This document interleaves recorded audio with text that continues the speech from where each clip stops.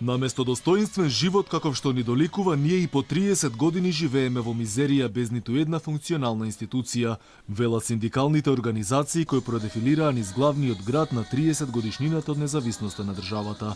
Според говорниците, Македонија и натаму се дави во корупција, а работникот е ставен на последно место и нема никакви привилегии. 30 години од тогаш ние живуркаме, а не живееме.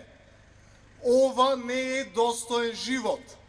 Ова не е животот што ни го кажуваја и ветуваја пред 30 години. Што се прославува? Тоа што не сме никаде од она каде што ни ветуваја дека ќе бидиме. Ние сме тука затоа што сакаме да ја добиеме само правдата која што ни ја ветувавте. Велевте, срушивме режим со пенкало, но јас ќе ви порачам од ова место. Не заборавајте дека тоа исто пенкало е се уште кај нас. Не можам да сватам како и по 30 години работникот е доведен до овој степен, омаловажен, невреднуван и понижен, велат од Конфедерацијата на слободни синдикати. Тие побараа редовна исплата на плати, К15 и достоинствени услови за работа. Сите сме сведоци криминал, корупција, непотизам, поставени луѓе на погрешни места, почнувајќи од министерско место, директорски места. Тоа како резултат на тоа недомаќинско работење, еве денеска е таква ситуацијата каква што е, да се исплати К15, да се донесе нов закон за работни односи, да се вклучат независни синдикати, да се направат нови колективни договори, покачување на плата.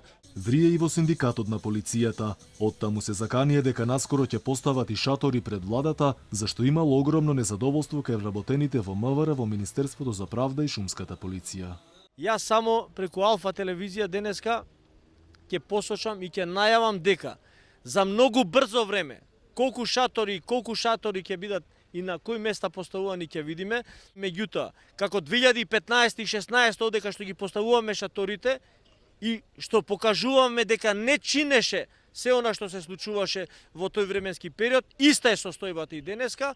Иако синдикатите бидат игнорирани, се заканија дека ќе донесат и други мерки за делување, без разлика на тоа што е предизборие. Инаку протестите започнаа од центарот на Скопје, а завршија пред владата каде ги искажа овие барања.